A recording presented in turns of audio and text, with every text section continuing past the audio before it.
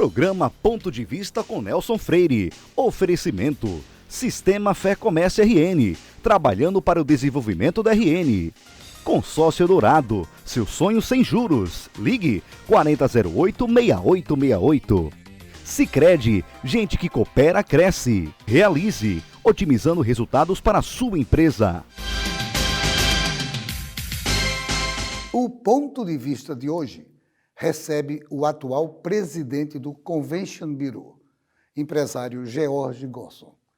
Ele vai bater um papo conosco sobre o turismo potiguar, como ele está atualmente e quais as influências do coronavírus na atividade.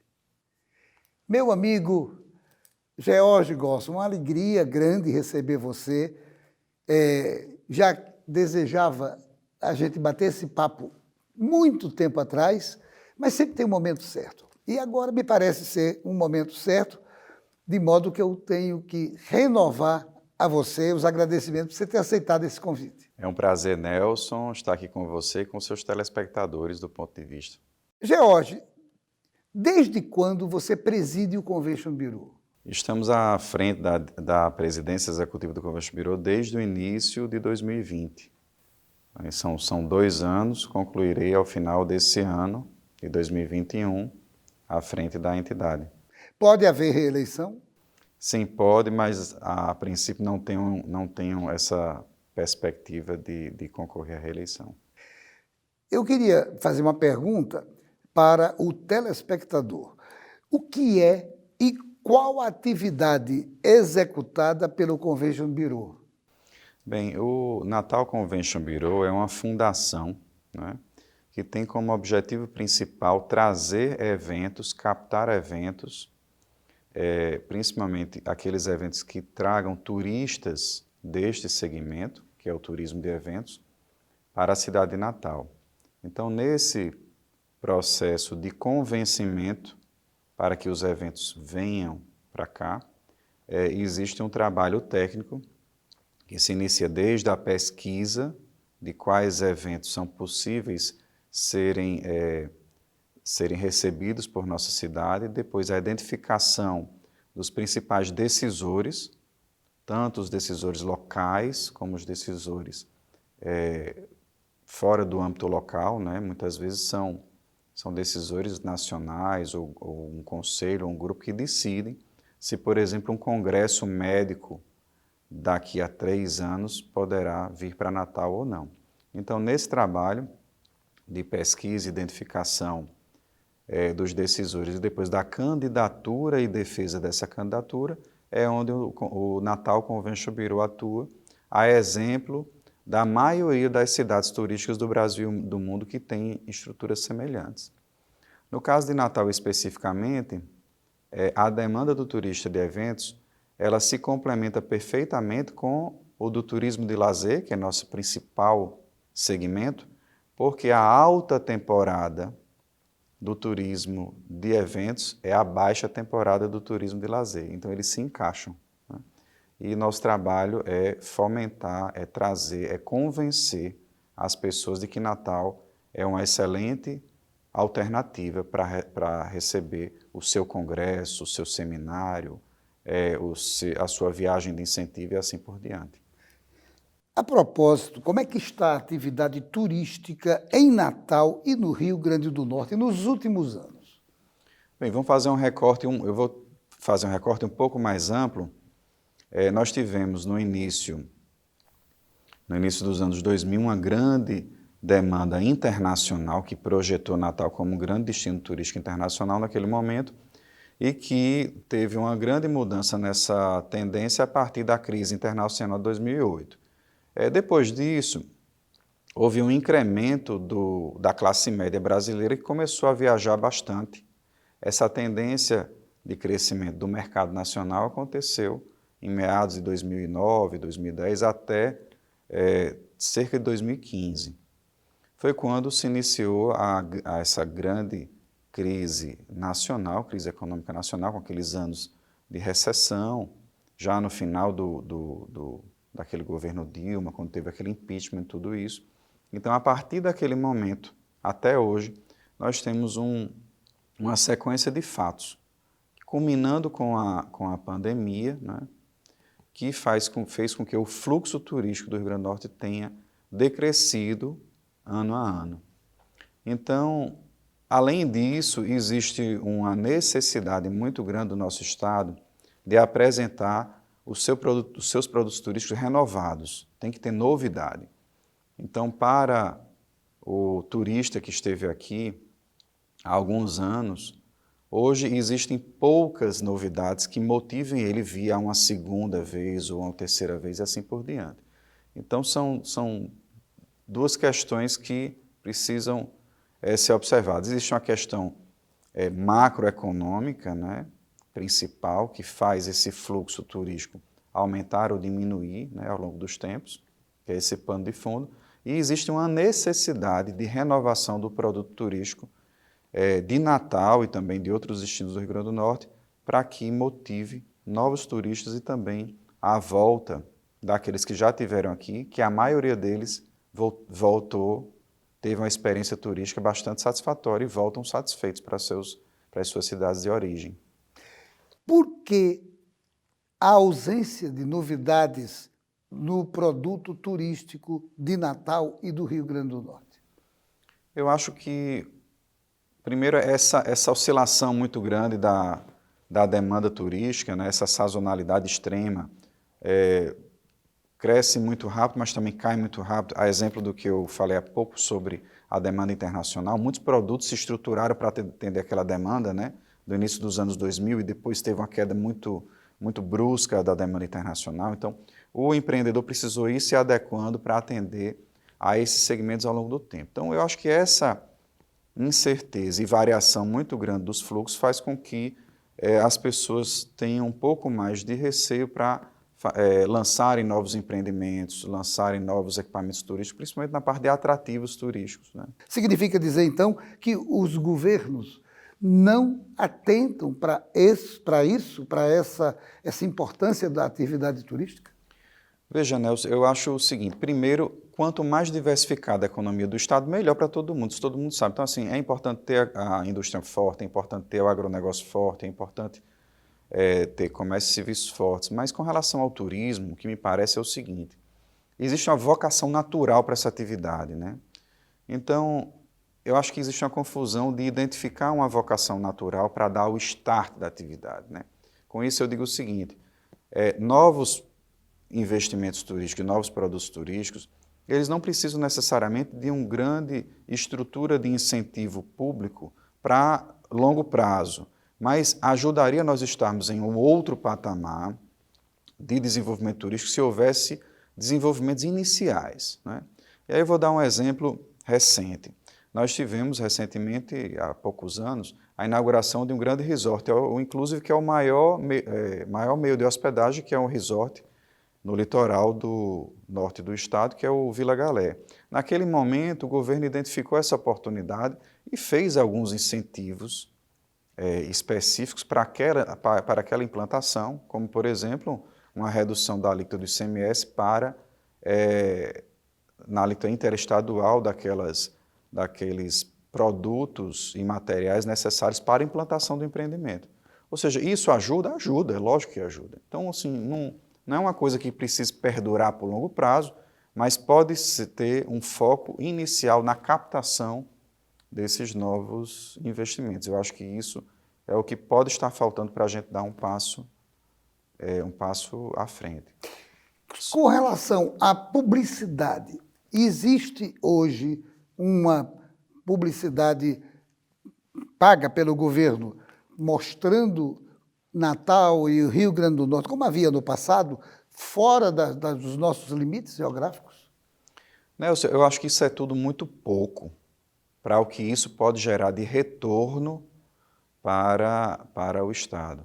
A partir do momento em que os governos se dedicarem a fazer a conta do retorno sobre o investimento em promoção e divulgação, eles verão que é um grande negócio para o Estado fazer esse tipo de investimento, desde que seja feito focado nas necessidades do cliente, do turista, né? O que às vezes a gente observa é que em alguns momentos parte desses recursos foram destinados com pouco critério técnico e, às vezes, com um critério político para atender alguma necessidade regional ou alguma necessidade circunstancial, que isso, no médio e longo prazo, não ajuda na atividade turística, porque esse desenvolvimento dos polos turísticos, né, são 5 polos, o processo de interiorização do turismo, isso tem uma sequência natural que deve ocorrer ao longo do tempo. Então, às vezes, quando isso é um pouco atropelado, né, é uma coisa assim, você investe naquele momento algum recurso que pode ser que seja adequado num curtíssimo prazo, mas no médio e longo prazo não vai fazer efeito nenhum. É esse ponto que eu estou falando. Agora, sem dúvida nenhuma, desde do nível nacional, quando se compara os recursos disponibilizados para a promoção turística nacional, por exemplo, se você comparar o Brasil com o México, é uma diferença absurda. Quando a gente compara com outros países da América Latina, Colômbia, Peru e tudo, o investimento com promoção turística é ínfimo, né? E quando a gente traz a realidade para estados e municípios, é realmente muito pequeno, mas a partir do momento que for feito o investimento, feita a conta do retorno, eu acho que isso poderá ser amplificado e aumentado para o crescimento econômico do Estado e dos municípios. Você disse sobre a atividade, o que significa a atividade do Convention Bureau. A pergunta que não me quer calar: há um bom relacionamento entre o Convention Bureau e as autoridades do turismo aqui no Estado? Veja, Nelson, nós temos uma interlocução permanente com todos, certo? Com relação o governo do Estado, essa interlocução é obrigatoriamente frequente porque o maior equipamento de turismo do Estado é o Centro de Convenções. Então, isso sempre foi necessário. Na hora que vai se captar um congresso de nível nacional, esse congresso acaba acontecendo no Centro de Convenções, que é administrado pelo governo do Estado através da Improtur. Então, essa interlocução é comum. Agora, durante a pandemia, né, essa interlocução tem sido muito difícil, né? A gente sabe que tem questões sanitárias envolvidas, mas a gente vê que, do ponto de vista do setor de eventos, da retomada do setor de eventos, nós consideramos que o setor tem sido tratado de uma forma bastante, eu diria até preconceituosa, né? Quando a gente compara outras atividades econômicas e outras atividades até humanas, e o setor de eventos tem sido deixado de lado como se fosse, por algum motivo, um vilão da pandemia ou um grande propagador de contaminação, né? Quando a gente compara algumas atividades naturais que acontecem dentro de uma sociedade, como, por exemplo, ir a um culto religioso, ir a uma missa, ir a um templo religioso, que existe distanciamento social e tal, a gente pode comparar isso, por exemplo, com a atividade de uma palestra. Então, realizar uma palestra num centro de convenções, por exemplo, está proibido desde dezembro, mas os cultos estão permitidos. Com isso, eu não quero dizer que deveriam ser proibidos, muito pelo contrário. Mas desde que os protocolos sejam seguidos, eu acho que todas as atividades devem ser retomadas com responsabilidade. E assim, a gente também observa que os eventos, de uma forma geral, têm sido colocados como se todos fossem iguais do ponto de vista de risco epidemiológico, né? E a gente sabe que tem eventos que são menos arriscados do que outros, né? Pela sua própria natureza. Então, assim, voltando à questão da interlocução do governo do Estado, nós estamos na expectativa de que o calendário de retomada do setor de eventos ele seja definido pelo governo do Estado. Para que isso? Porque isso é tão importante agora. Porque existem eventos que ainda estão programados para o segundo semestre. E hoje, os organizadores desses eventos não sabem, por exemplo, quais são as demandas que vão ser necessárias para que esses eventos ocorram. Não sabem sequer se esses eventos serão possíveis de acontecer. Então, isso precisa de ser definido. E nós estamos num contexto em que a vacinação está avançando. Então, a pandemia vai acabar. A curva de contaminações vai acabar naturalmente com a evolução da vacinação. Então, o que a gente pediu para o governo do Estado recentemente? Defina uma estratégia, um calendário de médio e de longo prazo para que essa retomada aconteça E a questão do curto prazo, que depende muito mais da circunstância de ocupação de leitos, de transmissibilidade e outras questões técnicas do ponto de vista da saúde, possa ser definido quando isso puder melhorar e tiver esse ambiente. Agora, o que é que não é possível? Interditar o debate agora para um possível evento em outubro ou novembro, quando todos nós esperamos e temos a perspectiva de que a curva decresça em função da vacinação, porque hoje, no dia de hoje, os leitos estão muito ocupados. Todos nós desejamos que os leitos, que tenha disponibilidade de leitos, mas não é possível interditar o debate para uma realidade que vai ocorrer nesse médio prazo. Então, essa interlocução está um pouco prejudicada, talvez por conta de que achar que o setor de eventos é um vilão da pandemia. Beleza. Não saia daí. Nós voltamos em instantes para o segundo bloco. Programa Ponto de Vista com Nelson Freire. Daqui a 20 anos, muita coisa vai mudar no mundo. Os carros autônomos estarão por toda parte. A inteligência artificial vai fazer parte do nosso dia a dia. A biotecnologia vai eliminar doenças e nos ajudar a viver mais. As relações vão ficar mais próximas ou mais distantes. E todo mundo, dizem, vai falar a mesma língua. Mas por enquanto que o futuro não chega, você pode se preparar da melhor forma, aprendendo novos idiomas, diminuindo distâncias e fazendo o seu mundo maior.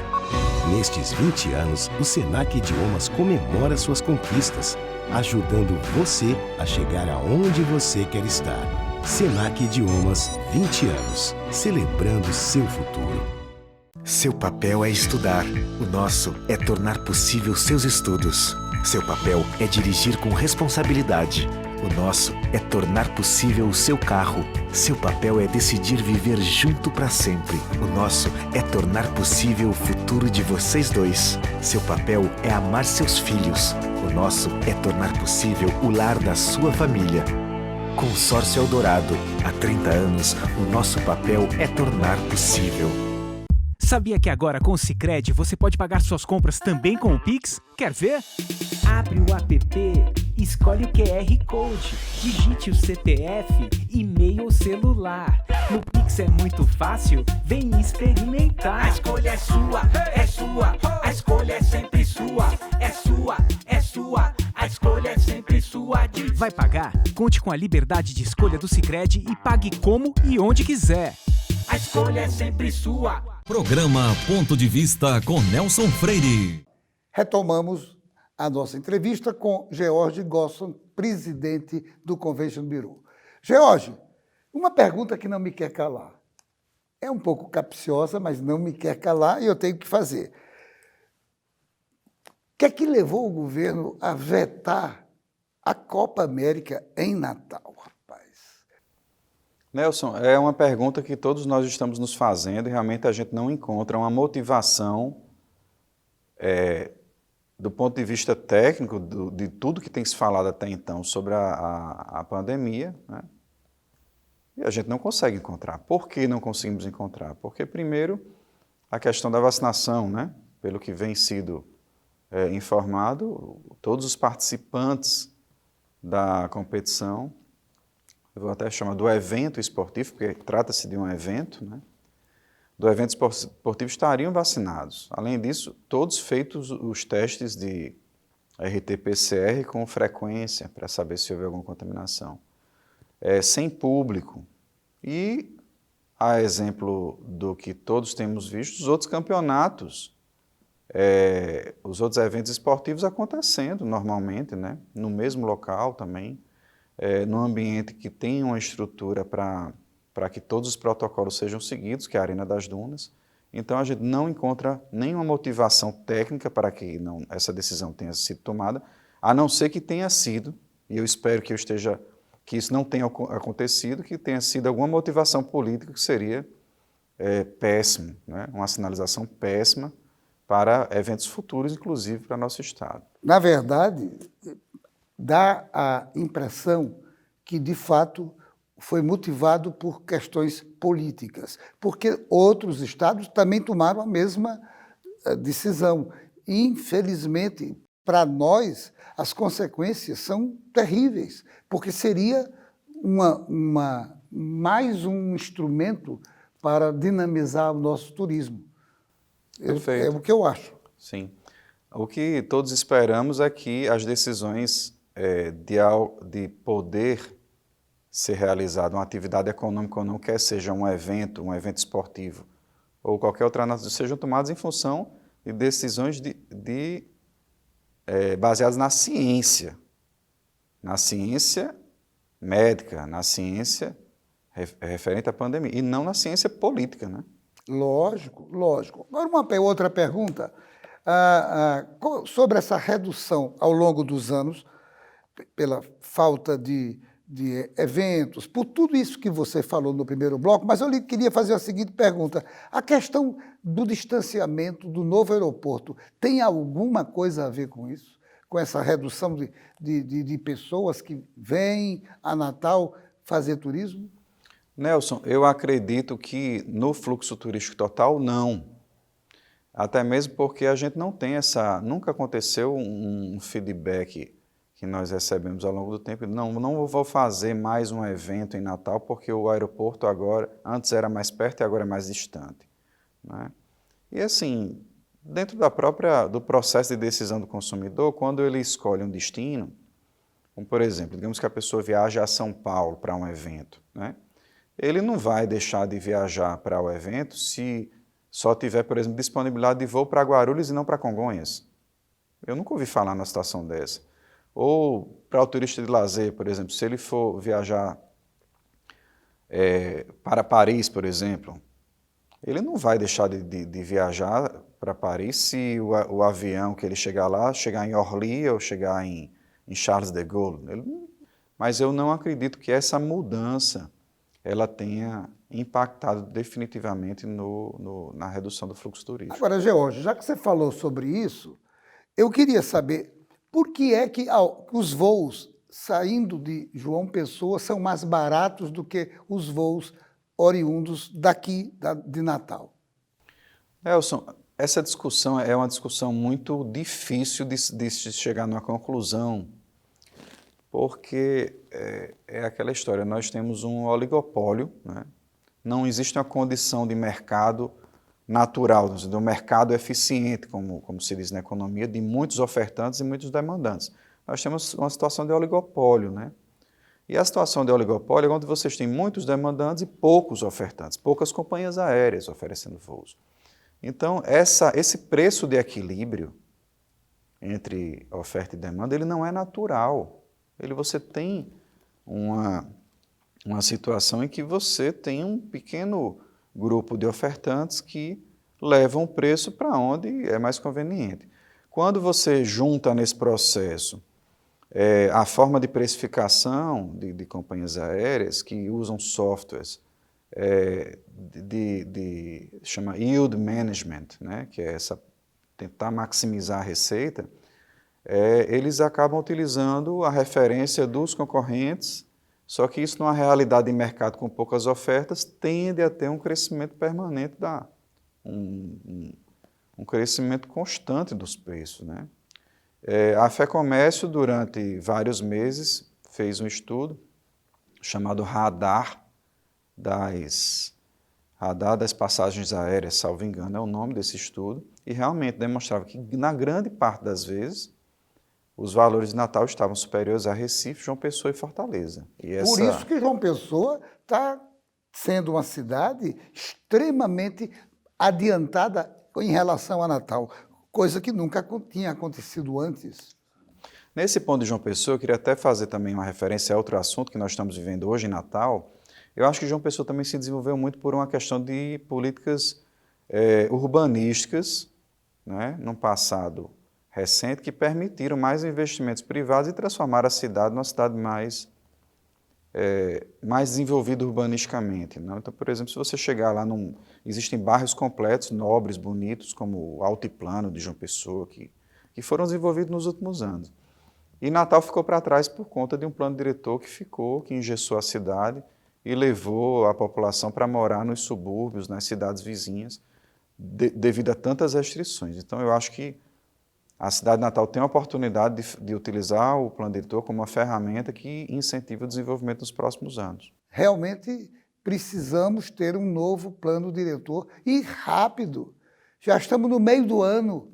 A coisa que deveria ter acontecido ano passado ainda não aconteceu e já estamos na metade de 2021. Agora, essa quantidade, mudando tudo isso, essas quantidades de voos, pode voltar ao normal no futuro? Eu acho que sim. Eu acho que assim, a retomada vai acontecer, Nelson. A retomada vai acontecer porque existe essa demanda reprimida pela viagem, esse tempo de confinamento, distanciamento social, ou lockdown, o que quer que queiram chamar, esse período todo que aconteceu, fez com que as pessoas desejem viajar novamente. Agora, eu li que a empresa Itapemirim, conhecida como transporte terrestre, está mudando um pouquinho a atividade e existe a Itapemirim aérea. E, pelo que eu li, vai ter um voo para Natal. Está chegando realmente esse voo? Vai chegar? Vai chegar e isso é uma ótima notícia, né? Como eu falava há pouco com relação aos preços das passagens, quando você tem poucos ofertantes, né, tudo isso dificulta. Então, a entrada de uma nova companhia aérea é uma ótima notícia sempre. E a gente está vendo que tem um foco dessa companhia nos destinos do Nordeste, né? Tá havendo bastante essa possibilidade do crescimento da demanda interna, né, do turismo de lazer. Eu acho que isso, esperamos que tenhamos muitos voos da Itapemirim no futuro próximo. Agora, com relação às outras companhias, você não acha que falta, por parte do governo, uma ação mais objetiva com relação às demais empresas que atuam nessa área de aviação? Veja, Nelson, eu acho que falta uma estratégia de captação de voos tão agressiva quanto a captação de indústrias, por exemplo, né? Então, você veja, como eu disse há pouco, esperamos que a economia do Estado seja mais diversificada possível. Mas, por exemplo, se chegar aqui uma pessoa que queira colocar uma indústria no Estado, vai ter todos os incentivos possíveis. No ponto de vista dos voos, o que nós temos é uma redução de alíquota, né? É uma redução de alíquota do ICMS do combustível da aviação. Então, é uma ajuda? É importante?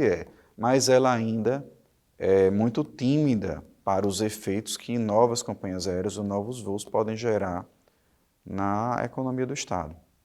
George, infelizmente o programa é curtinho e, por incrível que pareça, já estamos chegando aqui aos 30 minutos. O diretor já mostrou o reloginho 3 vezes. Eu só tenho que agradecer a você por você ter aceitado bater esse papo conosco, com todos os telespectadores e telespectadoras que estão assistindo, falando sobre um assunto crucial, que é a relação do turismo no Rio Grande do Norte.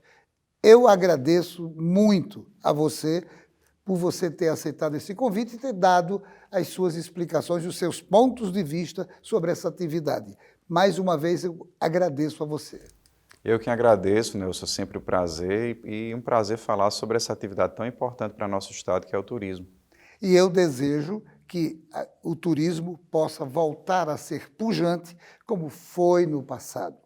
Volte a ser pujante, porque muita gente vive ao redor do turismo. Pelo menos 50 atividades, no mínimo, são ligadas a essa atividade aqui no Rio Grande do Norte. Deus queira que o turismo sobreviva à pandemia e a esses descasos que eventualmente possam acontecer.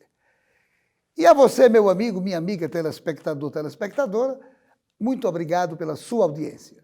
E a certeza de que no próximo Ponto de Vista traremos outro assunto do seu interesse. Programa Ponto de Vista com Nelson Freire. Oferecimento: Sistema Fé Comércio RN, trabalhando para o desenvolvimento da RN. Consórcio Dourado, seu sonho sem juros. Ligue 4008-6868. Sicredi, gente que coopera cresce. Realize, otimizando resultados para a sua empresa.